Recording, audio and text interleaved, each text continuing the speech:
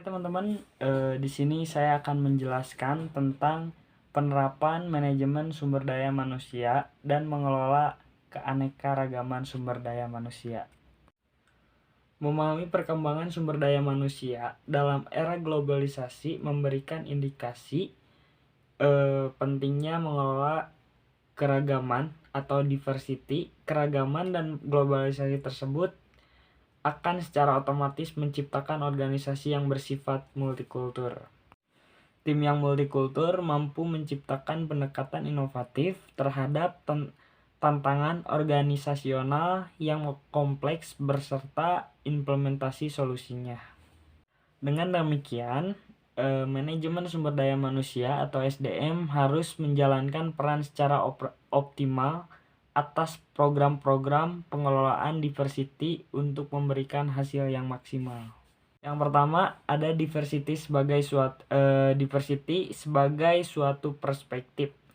Diversity dapat diartikan secara harfiah adalah sebagai perbedaan.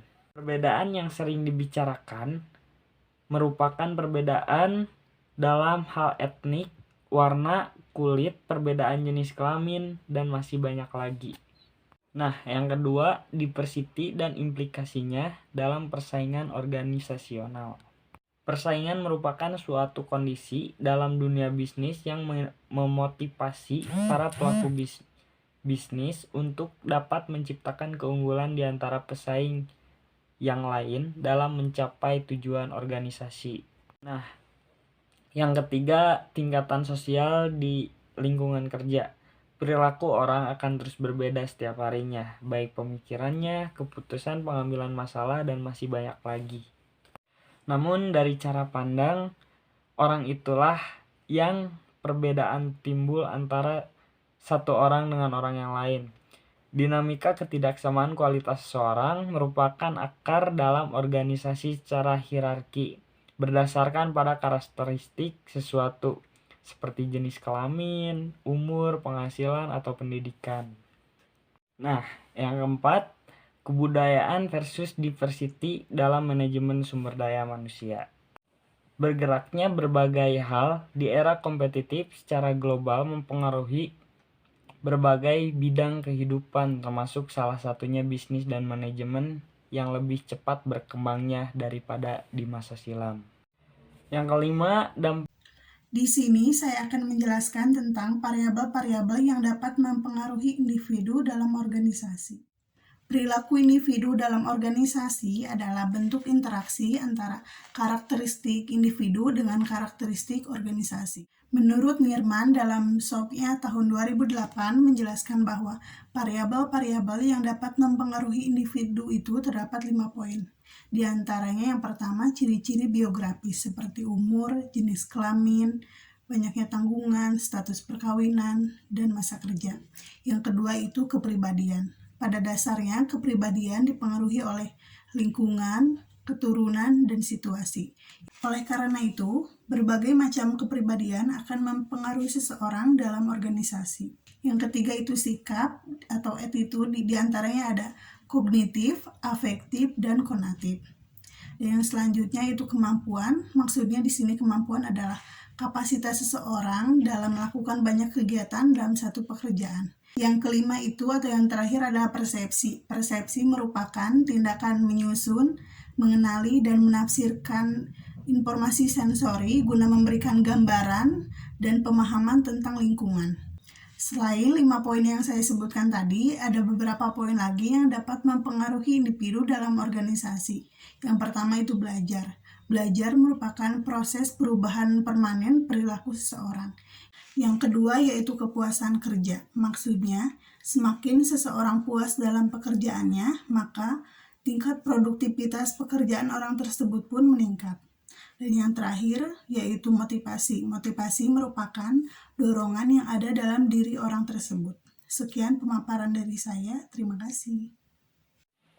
Di sini saya akan menjelaskan mengenai peranan berkomunikasi yang efektif dan efisien dalam organisasi. Menurut Stephen Covey, keterampilan berkomunikasi sangat penting bagi hidup kita karena sebagian besar hidup kita dilakukan untuk berkomunikasi dengan orang lain. Komunikasi terjadi tanpa sadar. dan menjadi hal yang otomatis terjadi dalam hidup kita.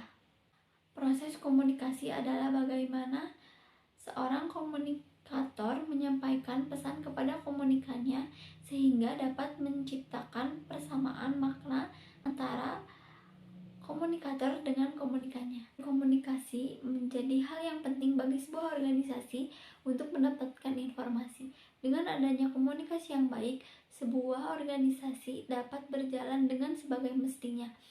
Begitu pula sebaliknya, jika berkomunikasi dalam sebuah organisasi buruk, dapat berdampak juga pada organisasi tersebut. Kegagalan dalam sebuah organisasi banyak yang disebabkan karena kurang tertatanya komunikasi yang dilakukan individu pada organisasi tersebut.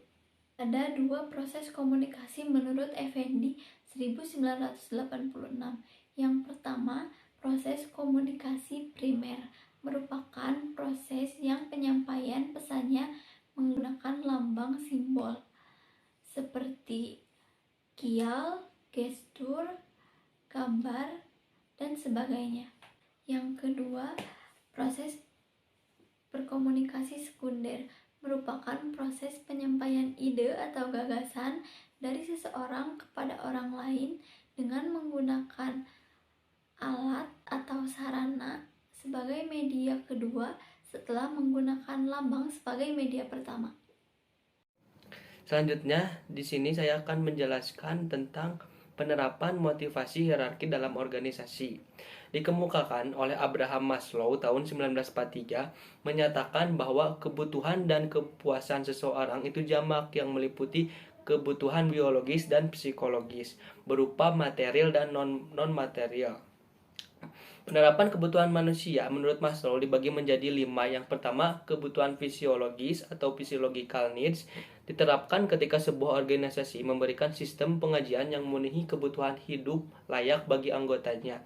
Maka sebuah organisasi perlu terlebih dahulu menciptakan suasana lingkungan yang nyaman sehingga setiap anggota akan selalu merasa senang saat berada dalam sebuah organisasi. Juga pemenuhan kebutuhan dasar para anggotanya seperti sandang, pangan, dan papan.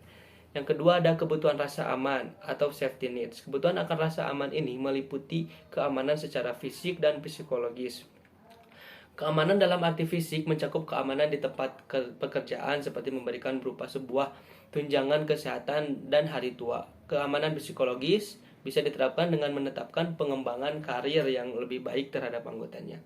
Yang ketiga ada kebutuhan sosial atau social needs. Berdasarkan metode Min, untuk kebutuhan sosial diketahui jika anggota sebuah organisasi ingin dihargai di dalam organisasi, selayaknya ada interaksi sosial yang baik antara sesama rekan, seperti hubungan atasan dan bawahan di setiap organisasi dalam perusahaan. Interaksi sosial yang baik antar sesama karyawan akan menciptakan hubungan kerja yang baik, akrab, dan saling membantu atau tolong-menolong dalam kesulitan. Yang keempat ada kebutuhan penghargaan atau esteem needs, yakni dengan menghargai prestasi anggota sebuah organisasi baik berupa bonus, kenaikan jabatan, ataupun menyediakan status agar karyawan merasa dihargai dan memiliki nilai. Yang kelima ada kebutuhan aktualisasi diri atau self-actualization needs. Penerapannya berupa organisasi menyediakan kesempatan anggota untuk berinovasi dan mengembangkan diri untuk melaksanakan pekerjaannya sesuai dengan cara mereka sendiri. Yang terakhir, saya akan menjelaskan tentang penerapan pemimpin dalam organisasi. Pemimpin berperan penting dalam menjalankan suatu tujuan. Pemimpin adalah individu yang mampu menjadi sumber perubahan pada suatu kelompok, dan aktivitas pengelolaan mengenai pencapaian pada suatu organisasi disebut dengan kepemimpinan. Pada dasarnya, gaya kepemimpinan menunjukkan bagaimana orang lain atau bawahan pemimpin mau melakukan kehendak pemimpin untuk mencapai tujuan organisasi. Meskipun secara pribadi, hal tersebut mungkin tidak disegani. Robin mendefinisikan kepemimpinan merupakan kemampuan untuk mempengaruhi kelompok menuju pencapaian sasaran dalam organisasi. Ada 2 unsur gaya penerapan kepemimpinan, yaitu unsur pengarahan dan unsur bantuan. Sedangkan berdasarkan kepribadian, gaya kepemimpinan terbagi menjadi 4. Yang pertama, gaya kepemimpinan karismatik. Gaya kepemimpinan karismatik adalah gaya kepemimpinan yang mampu menarik atensi banyak orang. Karena berbagai faktor yang dimiliki oleh pemimpin ini merupakan anugerah dari Tuhan. Kelebihan gaya karismatik adalah mampu memikat perhatian orang lain. Dan kelemahan terbesarnya yaitu mereka mampu menarik perhatian, namun setelah beberapa lama orang yang tertarik ini akan merasa kecewa karena tidak konsistennya pemimpin tersebut. Gaya kepemimpinan ini akan efektif jika mereka belajar untuk berkomitmen, bukan hanya membuat kata-kata lalu mereka lupa, walaupun hasil yang didapatkan tidak sempurna. Kedua, mereka menempatkan orang-orang untuk menutupi kelemahan mereka, di mana kepribadian ini sangat berantakan dan tidak simetris. Yang kedua ada gaya kepemimpinan otoriter. Gaya kepemimpinan otoriter adalah gaya pemimpin yang memutuskan segala keputusan dan kebijakan yang diambil dari dirinya sendiri secara penuh. Pemimpin yang menjalankan gaya kepemimpinan ini juga berperan sebagai pengawas terhadap semua aktivitas semua anggotanya dan memberi jalan keluar bila anggotanya mengalami masalah. Namun, gaya kepemimpinan ini membuat bawahannya kadang lupa akan keharusannya mengambil peran dalam suatu kegiatan organisasi. Gaya kepemimpinan otoriter ini bisa efektif bila ada keseimbangan antara disiplin yang diberikan kepada bawahan serta ada kompromi terhadap bawahan. Yang ketiga, gaya kepemimpinan demokratis. Gaya kepemimpinan demokratis adalah gaya pemimpin yang memberikan wewenang secara luas kepada para bawahan. Para bawahan diberi kepercayaan untuk ikut serta dalam suatu kegiatan. Namun, kekurangannya apabila pemimpin ini tidak memiliki pendirian yang teguh, mereka akan mudah terkalahkan oleh para bawahan.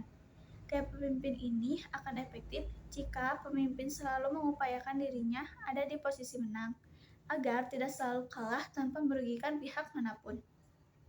Yang keempat, gaya kepemimpinan moralis. Gaya kepemimpinan moralis adalah gaya kepemimpinan yang paling menghargai bawahannya. Pemimpin bergaya moralis sangat emosional.